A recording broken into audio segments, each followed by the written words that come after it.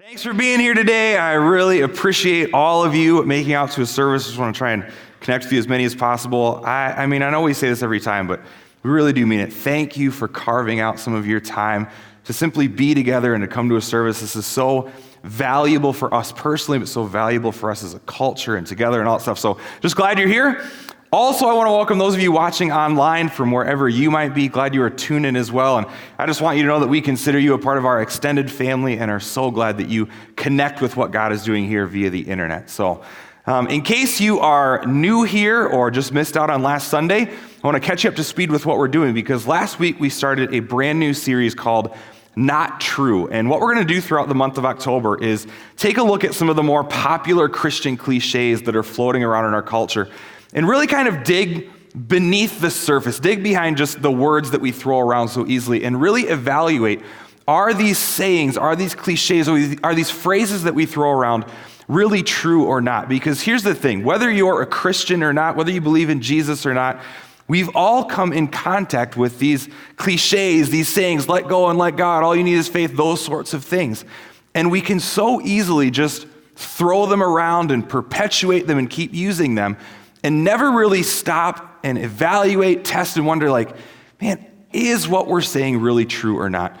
And here's the reason behind this whole series. I mean, people say things that aren't true all the time. I mean, if you want to say that the Packers are better than the Vikings, you'd obviously be wrong. But that's not really going to hurt anybody. However, when it comes to God, when it comes to understanding his character, his principles, his promises for our lives, when we just say things that aren't true, we end up hurting ourselves and hurting other people in the process. And kind of the phrase we're using throughout this series is this: if it's not true, it will misguide you. If you and I say things that aren't true, we are misguided, our faith is misled, we misplace our trust. And sometimes we notice it right away, sometimes it's immediate, and okay, that wasn't true. But what happens more often is that we're misguided and it's subtle, it's subconscious. We don't even know that our faith is being misdirected until we come up against something and we think that God didn't do something that he said he was going to do. And we thought that God was one way and a situation turned out the other, and we never realized that really we put our faith in something that was never true all along. And so the point of this series is to simply help us avoid those pitfalls, to build our relationship with God, our understanding of God on something better than just cute cliches that we throw around. So last week, we talked about a cliche that bothered me the most, and if you didn't watch that message, you should watch it online. But this week, what I want to do is I want to cover one of the cliches that probably gets used the most, and that cliche is this: God won't give you more than you can handle. God won't give you more than you can handle. I would guess that most of us have probably heard this. We might have even said this before, and I think the confusion around this cliche, at least, is that it's so close to a verse that's in the Bible. It's very similar, and I think we misquote the verse, we misunderstand the verse, and that's where this cliche comes from. But look at what the Apostle Paul writes. He says, "And God is faithful. He will not allow the temptation to be more than you can stand, more than you can handle. And when you are tempted, he will show you a way out so that you can endure." And what this verse says and where we've gone with the cliche are totally different. This verse is talking about when you and I are tempted to sin. When we are tempted to do something that is against the character of God, that is against his nature, that's where God won't give us more than we can handle. That's where he's going to provide a way out somehow so that we don't sin. But just because that's true with temptation, does that mean that this cliche, that God won't give you more than you can handle, does that mean that that's true in every area of life? Earlier this year, I had quite the scare with my oldest daughter, Audrey. It was around February, and she started getting a fever, and it lasted for about a week. And it was, 103, 104, enough that she missed school for a week, was pretty tired, pretty lethargic, and it wouldn't go away. So after a week, we decided to take her into the doctor here in the clinic, and they drew some blood, they checked her throat, ran strep test, mono test, all that, and all of it came back negative. So they just said, it's probably just a common cold. She's got a virus. Take her home, keep her hydrated. She'll get over it. Well, a week goes by, another week, and she doesn't get over it. And she doesn't go to school, and she's not eating. And another week goes by, and she's still not over it, and she still hasn't been to school, and she's still not eating and barely drinking enough. And finally, I remember, I think it was a Thursday night, her fever spiked at 106. And we knew, like, we got to get in right now. This is urgent. And so we dropped my youngest off at my mom's house, and we drive down to Children's Hospital. Like, we're not waiting around anymore. I mean, 3 weeks is already long enough. We need to get this figured out. And so we get to Children's Hospital about 10 o'clock at night, and they admit her, they want to check and talk to other doctors in the morning. In the next 3 or 4 days, I felt like my family was in an episode of that show, House. Anybody remember that show, medical show? Because for the next 3 or 4 days, it was a whirlwind of some of the best doctors in Minnesota not knowing what's going on with my daughter. We had teams of doctors come in at a time. I mean, I think heads of medicine were there, GI specialists, infectious disease doctors. Every time they would come in, they'd bring along 5 or 6 medical students from the U. I mean, we were with the best doctors, the best pediatricians in the state, and they don't know what's going on. They don't have an answer. They can't figure out why she has a fever, why it won't go away, how to treat it. And on top of that, once we're at Children's and they're doing blood work all the time, they discover that her liver's malfunctioning. Now, I don't remember the medical terms or whatever, but there's some indicator number that showed that her liver was totally out of whack. And that was the most frightening part for them. I mean, fever for 3 weeks was enough, but to add a major body organ basically starting to fail or attack itself or something was scary. And she's going through ultrasounds and MRIs and some test where you got to lay on a bed for an hour and not move. Poor little 8-year-old girl. And nothing's coming back. They don't know what's going on. And I remember one time the infectious disease doctor came in and sat us down, and he kind of, as best as he could, began to prepare us for, this could be an autoimmune disease that your daughter's going to face the rest of her life. And like, oh my God, I mean, I thought it was just a fever, and now 4 days into this Children's Hospital visit, we don't know what's going to happen. Well, one night, Audrey starts throwing up. And not that that's that out of the blue, but this was a symptom that she hadn't had before. On top of the fever, on top of the liver, now she starts throwing up. And I remember the nurses came in, and they were fantastic down there. They, cleaned everything up, and my wife and daughter fell back asleep. And I remember I pulled up a rocking chair next to my daughter's bed, and I mean, going on no sleep, right?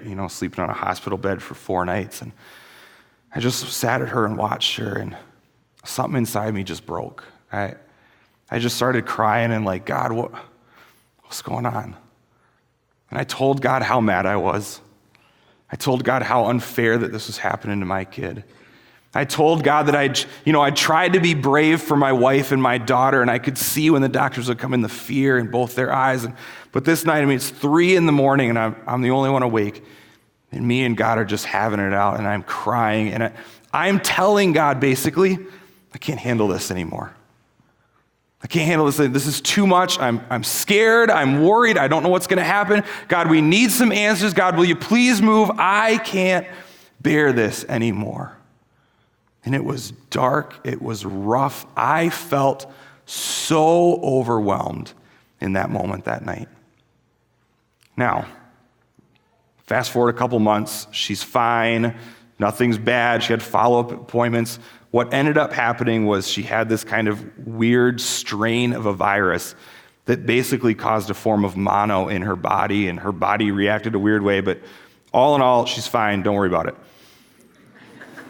Just want to say that before we go on, and you guys are like, oh my gosh, what happened? Okay, she's fine. But that night in that hotel room, when I didn't know that answer, I had more than I could handle. And I know that some of you watching online, that your story is similar or even worse than mine. Some of you have watched your kids go through ongoing and lasting illnesses. Some of you have had to watch your kids go through surgeries. I can't even imagine how overwhelming that must be, how much that is to try and handle and keep together. Some of you wish your story ended like that because you've had to watch a child die. You've had to watch a spouse die, a loved one pass away. I remember when my wife and I had a miscarriage, how much that rocked our world, and we didn't even get to know the little baby, and here you spent time with somebody and then you lose them. I can't imagine how overwhelming that must be for you. Some of you, your story of being overwhelmed was 10 years ago during the recession, and you lost your job, and you lost your home, and you lost your retirement, and your entire financial future was changed, and you were overwhelmed, and you didn't know what you were going to do. Some of your stories of being overwhelmed of too much to handle are because of an addiction. Either an addiction that you faced personally, you just couldn't get over it, or you watch a family member struggle and there's nothing you can do to help them and you feel so powerless, you feel so helpless. Some of you, I know that you deal with depression and anxiety, and nobody knows the war that rages on inside, and you want to give up. You don't want to wake up in the morning, and you've been to doctors, and you've taken medicines, and you've done everything you can do, but it's still more than you can handle. And here's the point. We've all faced situations in our lives that are more than we can handle, right? Yet we still say this. Yet we still perpetuate this cliche that God won't give you more than you can handle. And here's the deal. I don't know if it's God who gives it. I don't know if it's the devil that brings it, or I don't know if it's just decisions in our lives that make our lives more difficult. Like, phrase the first part of the cliche however we want. But we still say that, oh, don't worry, there's nothing in your life that's more than you can handle. If you lose a job, don't worry, God won't give you more than you can handle. If a loved one is sick and in the hospital, don't worry, God won't give you more than you can handle. If you lose someone, and we want to encourage people, it's out of a good motive, I think, but we just throw around, God won't give you more than you can handle. And here's the problem when we use this cliche. Here's the reason that it misguides our faith and that it ends up hurting us in the end. Because when we say this, when we say God won't give you more than you can handle, you know where the emphasis is on? It's on you. It's on you, because God won't give you, won't allow you, won't let you go through anything more than who can handle? More than you can handle. And you can handle, and I can handle. And suddenly we become the deciding factor in the equation. That we're the ones who've got to keep it together. We're the ones who've got to be strong. We're the ones who've got to not give in, who've got to press on, who've got to try harder, who've got to do all that stuff. It's up to us to keep everything together. We're the ones who've got to handle everything. Now, if you were here last week, you know that we talked about how there are areas in our lives where we need to take action, where we need to be responsible. And that's still the case. That is still true. But what about when we've done everything we can do? What do you do when there's nothing you can do? Because some situations can be fixed through our actions, but there are situations that we've all faced, and there are situations we are all going to face that are more than we can handle. What then? I think it's easy for us to look at the characters in the Bible and their stories of their life and just assume that their life was perfect, right? Their life was rosy, these heroes of the faith, great men and women of God, man, they must have had it so good. But I'm not sure. I'd have to do a thorough research, but I'm not sure there's any person in the Bible that just had it great their whole life. Most men and women that we read about lived incredibly overwhelming, painful, trouble-filled lives. Even the Apostle Paul. We talked about a little bit of his background last week, and you can kind of catch up online if you need to know, but even the Apostle Paul, who did so many incredible things for God, who dedicated his whole life to God, who accomplished more and pushed the mission and message of Jesus Christ further than anyone else ever had, even his life was marked by overwhelming situation after trouble, after storm, after everything. In fact, in one of the letters that he writes to a group of friends in Corinth, he kind of details out what all those problems were, and you can read that later. It's in 2 Corinthians. But he talks about things like, man, I've been imprisoned, I've been beaten, I've been whipped, I've been stoned to the point where people thought I was dead, I've been shipwrecked, I've been hungry, I've been cold. All these things, like, it seems like almost everything in Paul's life was just one overwhelming situation after another. And towards the end of a letter that we call 2 Corinthians, Paul writes about probably his most overwhelming situation. And he says this, so to keep me from becoming proud, I was given a thorn in my flesh, a messenger from Satan to torment me and keep me from becoming proud. Now, I don't know what the thorn is. Nobody knows for sure, a lot of speculation. It doesn't matter what it was. The point is that there was something in Paul's life that was causing him pain, that was causing him trouble, and apparently from what he writes next was overwhelming in his life. 3 different times I begged the Lord to take it away. Nowhere else in any of Paul's writings does he say that he begged God to remove something. Now, maybe he did, but he didn't write it down anywhere else. That apparently whatever this thorn in his flesh was, whatever this messenger from Satan was, it was so much in his life that more than shipwrecks, more than imprisonment, more than beatings, more than being cold, more than on the run from people, more than all of that, this thing, whatever it was, he begged God, please, please take it away. God, this is more than I can handle. God, this is more than I can bear. I can't go on. Please take it away. Please take it away. A third time, please take it away. The same sorts of situations. Our details are different in our stories, but we've all been here. The same thing that causes us to beg God is the same thing that Paul experienced in his life. God, this is more than I can handle. But what Paul discovered gives us a new way to phrase this cliche that we use. What Paul discovered gives us a new way to approach our overwhelming situations. Look at what he writes next. Each time God told him that my grace is all you need. My power, it works best in weakness. That we are all going to face situations in our lives where we are overwhelmed, but that God's grace and God's power are enough. We use this cliche that God won't give you more than you can handle, and what we ought to be saying instead is God won't give you more than He can handle. See, it's a small change. It's technically just one word different. But spiritually speaking, in our relationship with God and the way we live our lives, it's a paradigm shift. That God won't give us more than He can handle. You see, when we say it that way, when we rephrase it, when we understand that God's grace and His power are all we need, suddenly we're not the deciding factor anymore. We're not the center of the equation. It's not up to us and our strength and what we can do and how much we can grit our teeth and bear it through. It's about God. It's about His presence, His power, His strength, that God is enough to sustain us through whatever we might be facing. No matter what it is, that His grace and His power are enough. And here's the good news for each one of us, no matter who we are. The good news is this, that we are all going to face situations that will be overwhelming for us. And you're like, wait a minute, you said good news. Yeah, that's good news because of what Paul discovered about that. He wraps it up with this. So now I am glad to boast about my weaknesses. That sounds like a preposterous statement. Now I'm glad to boast about my weaknesses. Why? So that the power of Christ can work through me.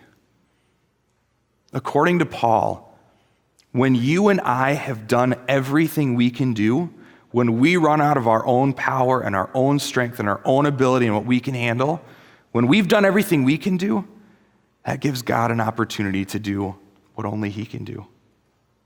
That God's grace and His power are enough for us. Craig Rochelle is a pastor of a church called Life Church, and huge multi-campus. They got campuses all over the country. And he's got a way of kind of phrasing this, saying this, looking at it, that has been such an encouragement for me, and I hope that as we read this together, it will be an encouragement for you. He says this: never let the presence or power of a problem cause you to doubt the presence or power of God. That no matter the presence of a problem or the power of any problem that we might be facing does not override the presence or power of God. Don't let those things cause us to turn away from God or doubt His goodness or doubt His power. You see, because God's still powerful today. He is. And I know we say that a lot, but it's true. God's power is available and working today. God works today. God does miracles today. God does the supernatural today. He intervenes in situations still where He can change the outcome and make a tangible difference. I have seen it with my own two eyes. Now, I don't know why He doesn't do it all the time. I can't give you a good explanation. That's just God's sovereign will. But I know that He is still powerful and still active today. See, I've been on missions trips where I saw God physically heal people in front of my eyes. I've seen God heal a friend's son where an x-ray showed a clump of nerves in his back that needed to be removed, and when they went in for surgery, it was gone. I've seen God stretch dollars where there shouldn't have been enough. I've seen God restore relationships that should have never been reconciled. God is active and moving today. God is still powerful. And I think sometimes we just need a reminder that there is nothing you will ever face. There is no problem, no circumstance, no struggle, no loss, no worry, no fear, no anything that is more powerful than God. And I know that sounds like a cliche, but at least that one's true. Never let the power of a problem cause you to doubt the power of God. But you know what's even better than God's power? You know what's even more impactful in our lives than what he can do for us? What he can do in us. His presence is what makes a difference. He told Paul almost 2,000 years ago, my grace is all you need. My presence is all you need. And that same thing is true for us today. Even if God doesn't heal, even if God doesn't restore, even if God doesn't, bring the person back or flood us with money, whatever it is, the presence of God is enough. It can make a difference in our lives because, you see, it's in the presence of God that we can discover a supernatural strength when we run out of our own strength. It's in the presence of God that there's like this deep sense of contentment and security, and life might be crashing in around us. You might be losing everything, losing your mind. But with God, there's security. It's when we spend time with God in his presence and just enjoy a relationship with him that we experience a peace that I can't even describe with words. I mean, I could try, but it just doesn't do it justice. That the peace God brings is indescribable. You see, when storms are raging on around us and things don't look good and we're worried and we're scared, man, we lose hope. It's hard to believe there's ever going to be a way out. But God brings a peace through it all. That the presence of God is what makes a difference in our lives. And so many times I think we can get worried about all the what ifs. Well, what if they don't? What if I don't? What if I can't? What if this never happens? What if I don't have enough? And all these what ifs start to flood and rob us of our hope.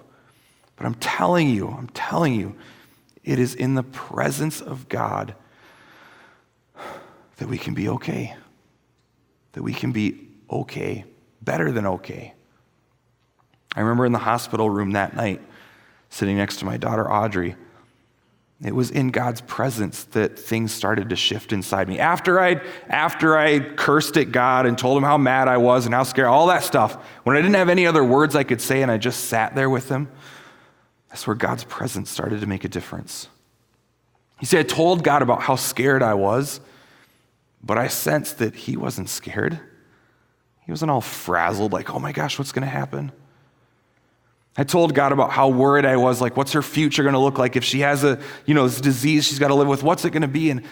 But it was in God's presence that I was reminded that, man, he's the one who holds our lives in his hands. He's the one who has our days numbered. And I'm telling you, for me personally, I don't know if this works for everybody, but this is my experience. It's in God's presence that I am reminded about the joy of eternity. And for me, that's like, boom, game, set, match. When I spend time with God, it is impossible for me not to look forward to eternity. And as I was sitting there that night next to my daughter, I got to a point, this is not just for a message, this is honestly my experience. I got to a point where I told God, if you don't heal her, it's okay. Praise you anyway. God, if for some reason she doesn't make it, I'm going to be okay because I know it's not goodbye. I know it's just see you soon. And there's something that God does in my heart through his presence when I don't try and handle the situation myself, when I don't try and take control myself, but I just simply allow God to fill me from the inside. And my mind always goes towards the joy of eternity. I've got heaven to look forward with you. What can this life be? What can this life do to me to steal that? And I'm not the only one with a story like that. Countless other people throughout generations have experienced that same thing from God. Horatio Spafford is probably not a name that many of us are familiar with, but I would guess that most of us have read words that he wrote down. You see, Spafford was a businessman in the late 1800s, owned a lot of property and businesses in Chicago, was very wealthy, very successful, had the world at his fingertips. But he lost everything in the Great Chicago Fire. All of his businesses, home, all that sort of stuff. And it was particularly, a difficult time for everybody in his family, but particularly hard on his wife. And so he decided to send his wife and his 4 daughters over to Europe. They're just going to take a vacation, right? Get away from the stress, get away from, literally their lives crashing in around them. And so they get ready to board a ship, and kind of a last-minute business change prevents Horatio from going on the ship. And so his wife and his daughters sail across the Atlantic, and he's going to follow them. Well, 4 days into their journey, their ship collides with another ship. And within 12 minutes, the ship's gone, and 226 people lost their life, including all 4 of his kids. All 4 of his daughters perished that night. His wife was saved by a smaller vessel coming by, and she arrived in England a couple days later, where she telegraphed back to her husband 2 words that I assume changed his life forever. She said, "Saved, alone." So he immediately gets on the next ship and heads towards Europe to be with his grieving wife. And 4 days into his journey, his ship's captain comes up to him and says, "Hey, Horatio, I want you to know we're at the spot where your kids lost their life. We're at the spot where the shipwreck happened." Imagine if that was you. Imagine the grief and the sadness and the overwhelming just darkness that could have surrounded him. But Horatio chose to do something different. He didn't run from God, didn't blame God, but instead allowed that problem, that overwhelming situation, to propel him towards the presence of God. And it was that day on that ship in 1873 that he penned the words to the hymn, "It Is Well." And he writes this: "When peace like a river attendeth my way, or when sorrows like sea billows roll." Can you imagine writing those words on a ship where your kids lost their lives? "Whatever my lot, thou hast taught me to say, it is well with my soul." He didn't write that because his daughters came back to life. He didn't write that because everything in his life was suddenly rosy, but because the presence of God made a difference in his life. It is well with my soul, not because of what you do, but God, just because of who you are. And here's what it comes down to at the end of the day. When you and I face overwhelming situations, who are we going to turn to? Who are we going to focus on? We're going to keep throwing around this cliche, God won't give you more than you can handle? Because if that's the case, the best case scenario is that we got a little bit of strength to make it by. We got a little bit of effort. We can handle a little bit. But at best, that's shaky ground. Why not look to God?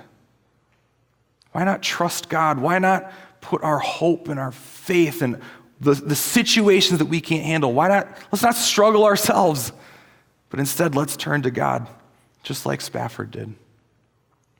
The Apostle Paul writes at the beginning of this letter that we call 2 Corinthians, he writes about an incredible revelation he had based on the situations in his life that were too much to handle. And he says this: "We think you ought to know, dear brothers and sisters, about the trouble we went through in the province of Asia. We were crushed and overwhelmed beyond our ability to endure. And we thought we would never live through it. In fact, we expected to die." Paul didn't think there was ever any way out. But what he says next is incredible.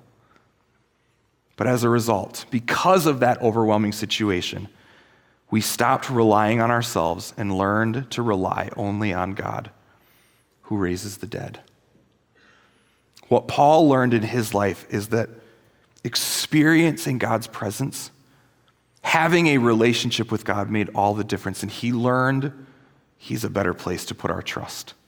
He's a better place to go when we face overwhelming situations.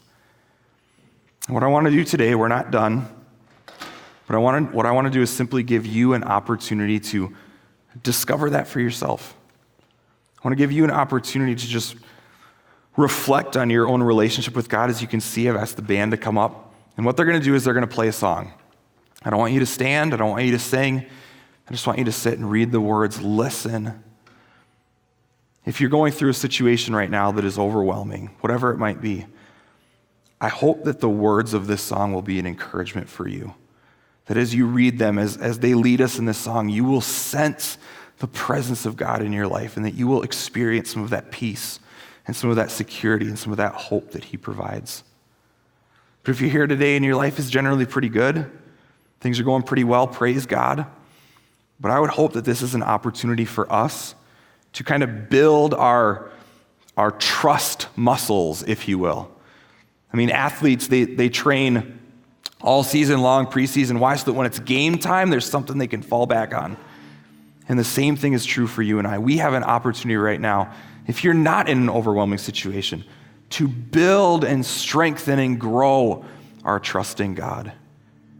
And so what I want us to do just for the next couple minutes is just listen as they lead us in this song and allow God's presence into your heart. And then I'll be back up at the end to close.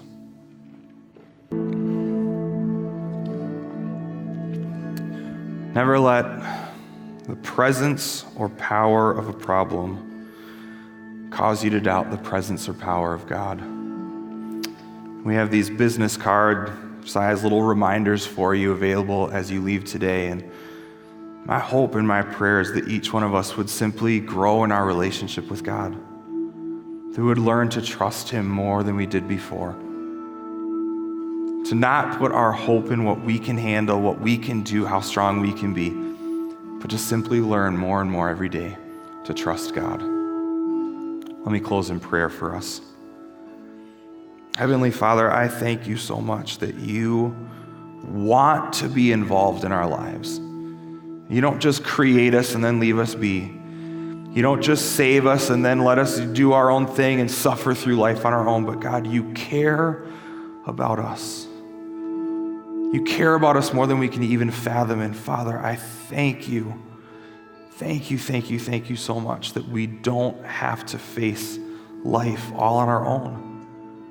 That we don't have to go off our own strength. And Father, I pray for each one of us here, everybody listening to this online, may your presence make a difference in our lives. Holy Spirit, we invite you into our lives. Remind us of who our Heavenly Father is. And God, I pray that you would begin to shape our minds and our hearts, that the next time we face something that's overwhelming, the next time we feel like it's more than we can handle, may you be the first place we run to. In Jesus' name, amen.